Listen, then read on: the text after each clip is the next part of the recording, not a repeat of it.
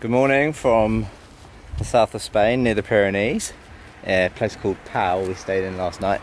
Anyway, day 2 of the Defender journey. So far so good. The car's doing really well.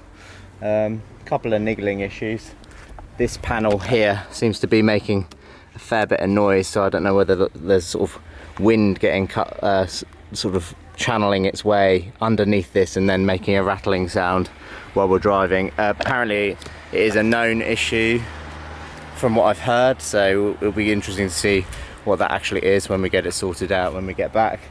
But yeah, apart from that, everything else is pretty good. We've got about an 8.5 hour drive today, but we're going I don't think we're going over the Pyrenees. I think we're actually driving through a valley, but yeah, it should be quite a nice little drive. But anyway, we'll see you in a bit. See you on the road. So this is saying 394 miles. Okay, so when I click go, add as a new destination, yeah, because that's La Manga, right? Mm-hmm. And now it's giving us a route that is going like 634 miles instead of... You know what, I don't want to go that way. Right, well... So let's do freaking Google Maps and Apple CarPlay. Look at my cat. No idea where we're going.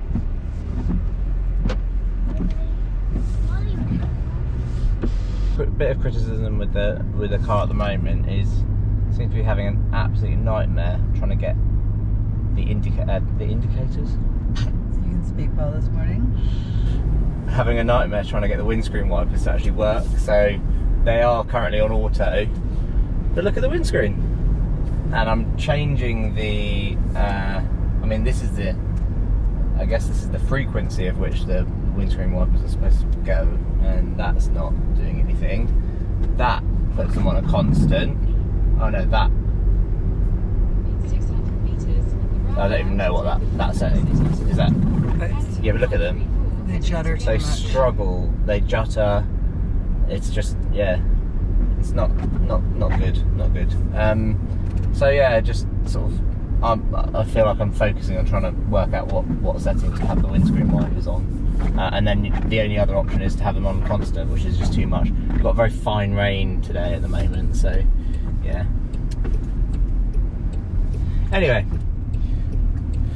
minor frustration, but very different style of driving today. We are going through the Pyrenees, which is incredibly scenic, but also quite narrow twisties. So yeah, just taking it easy, not like chucking the car around too much, because I don't want anyone being sick. Oh, right of way. Dick.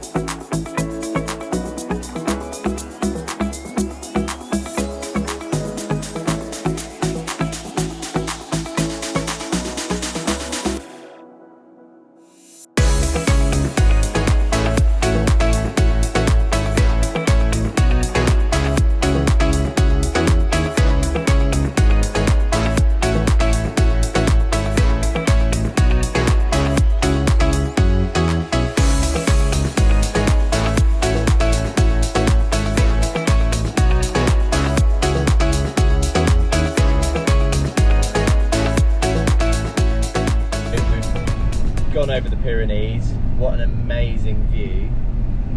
We tried to get some drone shots and stuff. I mean, like, this trip is really not all about, unfortunately not all about, I wish we could have stopped and spent more time and done some more cool shots, but anyway, but done the Pyrenees. We're now in Spain. Got about, how many kilometers? 751 kilometers to go. 7 hours of driving left through Spain. We are, due to the current situation in Spain, especially the outbreaks in northern Spain, we are going to try and not stop now until we get there. One little thing, and potentially maybe somebody else who has a Defender might be able to tell me the answer, but I haven't actually been able to figure it out while we've been on this road trip. So every time you start the car, it automatically goes into comfort mode. So the driving modes, it would be really great if you could have a default setting whereby it always goes into eco mode. You can set your own profile up, but I don't think that allows you to set the default driving mode, but it would be good to know if you can. I will confirm later on in this video, once I've done the research, if that is a possibility or not. But that would be something quite good to do, because I think when you're on a long journey, you want to try and get as much mileage out of this thing as possible, and it's, you know, at the best of times, this isn't the most economical car. It's been pretty good though on mileage. It's not been bad, but there are other cars out there that will do way better mileage than this. This is a big car, it's a heavy car, it's only got a 2.2 litre diesel, but it's good. It's good for what it is. Yeah. But with any big car, you always want to get as much mileage out of it as we can. Been going over the Pyrenees with as much stuff as we've got in this car, but it's been pretty good. Oh, it has been really good. And economy for fuel wise, it's not been terrible. You know? We're averaging 27.3 mpg at the moment. But all I was saying was it would be good if you could set it so that it was default in eco, which is the most economical driving mode for the car while you're on a long journey. Why would you not want that? So here's a bit of an annoying bug. I think it's a bit of a bug, or it's a usability bug. So basically what's happening is we're trying to sort of decide whether we want to use Google Maps on Apple CarPlay or whether we want to use the navigation on the Land Rover. Now, yesterday the navigation on the Land Rover, I couldn't fault it. It was really good. It got us to the hotel directly. It was perfect from the UK. But for example here, because I've got my phone plugged in, every time I get a notification, it disrupts the screen display on here and switches back to Apple CarPlay, which is kind of annoying. I don't know whether that's an Apple CarPlay nuance or whether it's an issue with the software on this. I mean, obviously I've got the map on the dials here, which is fine. This is only the map from the Land Rover system though. So, but this morning when we set the destination, by far it was taking us a much longer route. So yeah, that's why we used Google Maps this morning instead of Land Rover's system. So it's a bit of an interesting, it was a bit weird how there wasn't really much flexibility in setting the destination on the Land Rover system. But yeah, I mean, you know, I think I guess it's a new platform that they'll upgrade or they'll update the software to make improvements to it, hopefully. But yeah, I mean, it's not been totally terrible. But yes. Also, there seems to be a very significant discrepancy between arrival time as well. So Apple CarPlay, Google Maps is telling us that we will arrive about half an hour earlier than this is telling us. So again, it's a bit strange. We arrived like 2 hours before the sat-nav said yesterday. So what time is it, Charlie? It's 10:30. And this says 8:30. it's not very good. Yeah, there's definitely some weirdness going on with the electronics. Slight issue that we found is with the cruise control. If I set a speed, so let's do 120, going up hills, it definitely seems to struggle to maintain a constant speed. Okay, so I've set it to 112. We're going round a corner and going up a hill, and it has let us slow down to 80 kilometers an hour, 87 kilometers, 85 kilometers an hour, 83 kilometers an hour, 80. I think what's happening is it's seeing the barriers in front of us, and it's thinking that they're objects, because this is like, it's proper slow. Look at this. Yeah, I know, but I don't know if it's the barriers or... Yeah, it's the barriers. It must be the barriers. And now we're over a straight line and it's speeding us up again. It's kind of good, but then it's also really not good for fuel economy, especially if you're driving up hills and stuff. So yeah, slight criticism there. on the adaptive cruise control. Well, I suppose the fight back would be, why are you on cruise control if you're doing fuel economy? True. Yeah. I mean, if you wanted to be super fuel efficient, then you wouldn't be driving on cruise control. But with a long journey, you know, 22-hour journey, you kind of want to utilise the Of course.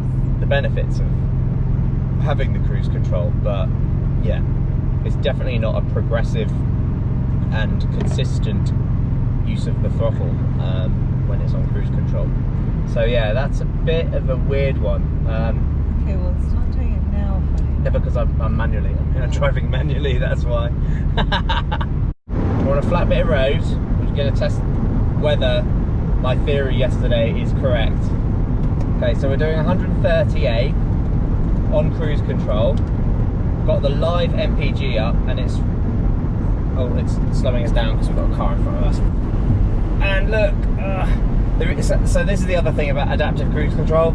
I definitely feel like the reaction time is a little bit too slow on the system. As you change lanes, it takes a long time for it to realise what you're trying to do, and it takes a long time for the car to actually speed up again. Okay, we're going down the straight, very flat bit of road, 138 kilometers an hour. We've got live MPG up around the 40 MPG mark, okay?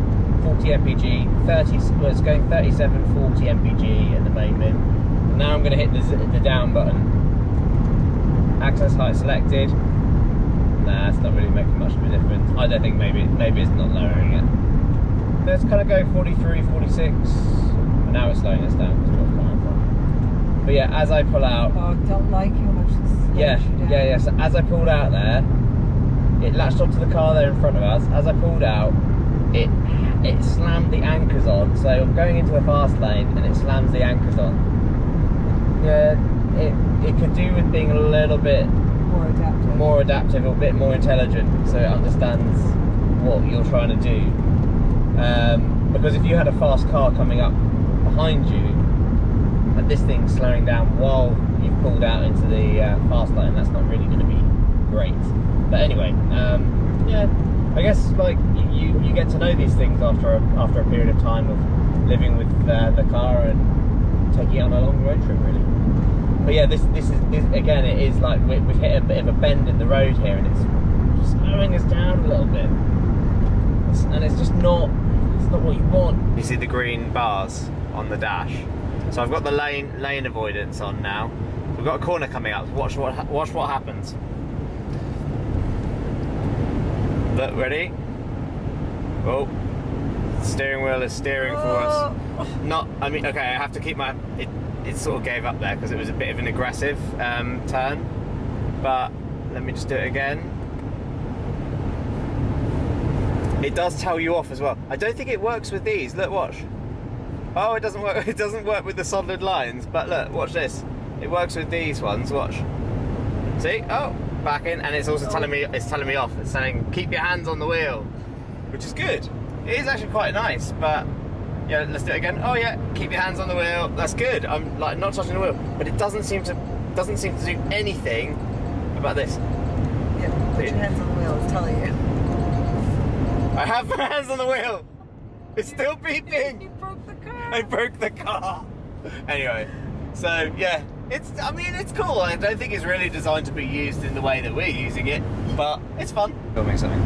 So here's a nice feature. So. Basically, we know that we've got 259 miles to go, and there's 289 miles indicated left in the tank. So what the sat-nav does, and I do like this, is it will ping up saying low fuel, show nearby fuel stations, and then it will pin them out on the map, and it will tell you when the next one is. So there's one coming up now that we're just about to go past, apparently, which is really cool. So you can look at that one, or you can just go back and you can say, okay, show me some other ones. You can scroll down and it shows you where they are. So basically we can pick and choose one and add that as a stop if need be. Anyway, really good. Anyway, so we have done a total of, what's our total? 1,239 miles. And approximately 3.5 tanks of fuel, isn't it? I think. and we've averaged about 27 miles to the gallon. I reckon if you drove a lot more economically minded, then you could probably get about 30, 31, maybe 32 maximum out of this thing. Bearing in mind, obviously we're fully loaded, car full of people and luggage. Yeah. Just had a crazy warning sign come up. Yeah, we did. We just had we've had the first minor problem with the car, although it seems to have corrected itself now. But while I was driving on the road just now, suddenly the car kind of like slowed down fairly significantly, and it said emergency steering and emergency braking is no longer available. But since then it has cleared the issue, so yeah, bit of a weird one anyway, but we'll see. We'll keep you guys posted. Anyway, hopefully you've enjoyed this series of videos from our long road trip down to Spain. We've literally got 60 kilometers left to go, so we're going to sign off. But It's been a good trip. yeah, it's been a good trip. Good car to drive in. Great car to drive in. We'll give you we will do a final conclusion video, possibly on the way back, of what our thoughts are about this car. But generally, yeah, all good. Give the video a thumbs up if you liked it. Get subscribed to the channel, and we'll see you for the next one. Bye.